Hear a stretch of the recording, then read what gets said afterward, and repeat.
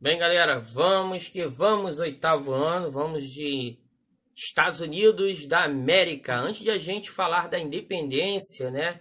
E até, como eu sempre falo para vocês, a história, ela, por mais que a gente tenta seguir uma cronologia, você acaba tendo algumas características que não impede de a gente seguir totalmente direto essa cronologia. Nós saímos da Revolução Francesa e aí vocês vão ver que, na verdade, a independência dos Estados Unidos acontece antes, né, também com ideais iluministas.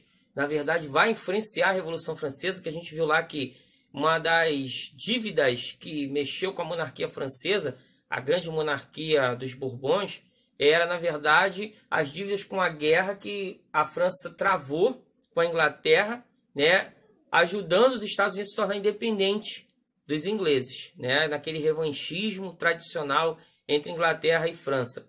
Mas a gente entender primeiro as características, porque a gente fala muito na questão da América Portuguesa e da América Espanhola, que a gente vai chegar daqui a pouco na independência dessas regiões também, mas onde tudo começa na América? O primeiro, durante mais de 300 anos, os europeus, né, quase 300 anos, os europeus dominaram essa região. 1492, chegada de Colombo, né, mas na verdade chegada oficial da bandeira da Espanha, porque aqui a gente está falando, por exemplo, de América do Norte, que vai ter a primeira chegada lá do John Cabot, né, pela bandeira britânica, que já vai começar a costear o Canadá aos Estados Unidos, né? Mas, na verdade, os povos vikings já tinham chegado no Canadá muitos séculos antes, só que não ficaram por essa região, não ficaram deixando a sua dominação. Então, o que a gente vai entender aqui, interessar, é quando começa de fato a colonização desses países. Bem, as 13 colônias britânicas, que é assim que eram chamadas Estados Unidos anteriormente, é só aquela faixa litoral. Lembra muito as capitanias hereditárias do Brasil, né, do Tratado de Tordesilhas, aquele canto mais do litoral da praia para o Atlântico. É assim também que começa os Estados Unidos, o lado do Atlântico, né, bem no litoral, são as 13 colônias britânicas. Só para ter uma ideia, se você puxar lá de cima até embaixo, você chegar na Flórida, a própria Flórida não fazia parte dessa história ainda, tá? Bem, Nova Inglaterra ficou conhecida essa região por causa de quê? Porque era para essas pessoas que iam para essa região, era a expectativa de formar uma Nova Inglaterra. Não havia, no momento que eles partiram, uma ideia de rompimento. Havia uma ideia de ter liberdade, principalmente liberdade religiosa, e um novo futuro econômico para muitos desses povos, dessas famílias que foram para os Estados Unidos. Agora, há uma discussão, gente. Primeiro, vamos pensar aqui na origem da chegada desses ingleses.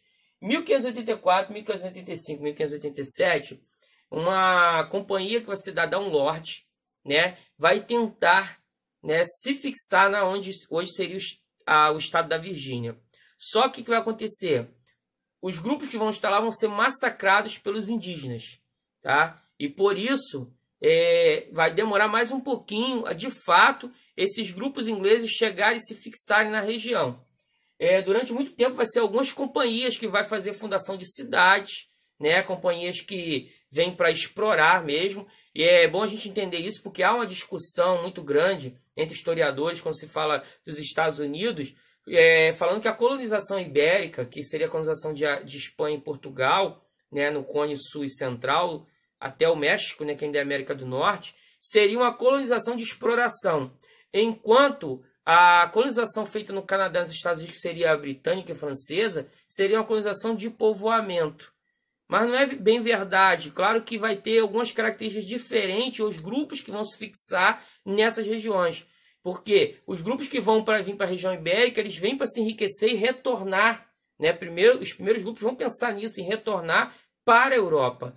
E os grupos que vão vir para os Estados Unidos, principalmente, alguns grupos, principalmente a partir do ano de 1620, né, dos Pilgrims, os pais peregrinos, os quakers, puritanos, presbiterianos, depois metodistas, esses grupos que fogem de perseguição religiosa na Inglaterra, muitos deles vão vir para nunca mais voltar para a Inglaterra. Só ir para lá estudar ou viajar, e até estudar você vai ver logo eles formarem universidades. Vai haver uma preocupação até por serem de maioria protestante, só para ter uma ideia, de 13 colônias britânicas, 12 são de maioria protestante, só uma é de maioria católica, tanto é que vai ter o nome de Maryland, né? Terra de Maria, uma homenagem a uma diferença doutrinária que os católicos, né, têm com a questão de Maria, diferente dos protestantes.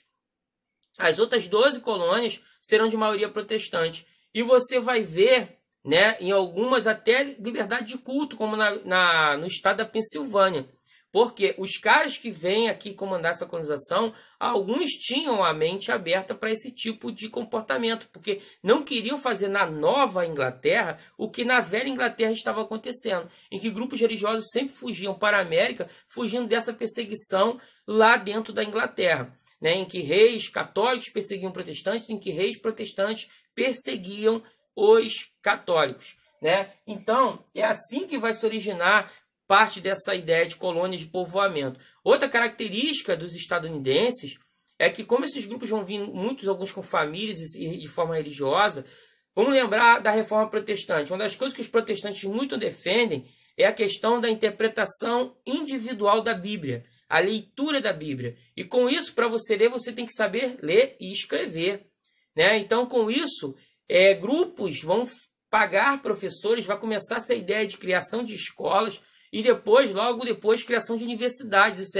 já vai ter toda uma ideia de educação e conhecimento. E isso sim é uma separação um pouco do que vai acontecer, principalmente com o Brasil, porque a própria América Espanhola você também vai ter essa transição para universidades que são bem antigas. O estudo universitário vai demorar a acontecer na América Portuguesa, que o hábito dos colonos brasileiros era mandar seus filhos para cidades de Portugal estudar, os que eram mais abastados. Então aqui não, você já vai ver uma ideia mesmo, uma característica desse tipo. Bem, outra característica importante de a gente aprender logo sobre essas 13 colônias britânicas, antes de falar em independência, são as características políticas e econômicas dessas regiões. Como que funcionava primeiro as colônias do centro e do norte, né? As do centro e as do norte. Elas eram, de grande maioria, de pequenas propriedades de famílias que trabalhavam, né? E que algumas pessoas que trabalhavam para esses grupos ainda recebiam salários.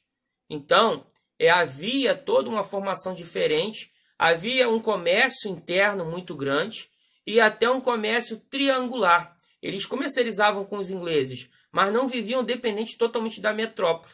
E como a gente vê que a Inglaterra, né, tanto é que a colonização inglesa ela vai demorar. Vamos lá falar de Brasil. Brasil, 1530, Portugal já começa a colonizar o Brasil, se preocupar com isso.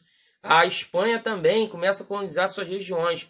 Aqui a gente está falando, olha, os primeiros anos da tentativa já é próximo a 1584, isso é fim do século XVI, e só em 1620, de fato, que eles vão chegar para colonizar com força, né, a região. Então, por quê? Porque a Inglaterra, primeiramente, quando começa lá o Tratado de Tordesilhas, o que a Inglaterra vai fazer? Saquear os navios espanhóis cheios de ouro, né? Tanto que as cartas de corsos, os piratas corsários, a maioria eram protegidos pela monarquia britânica.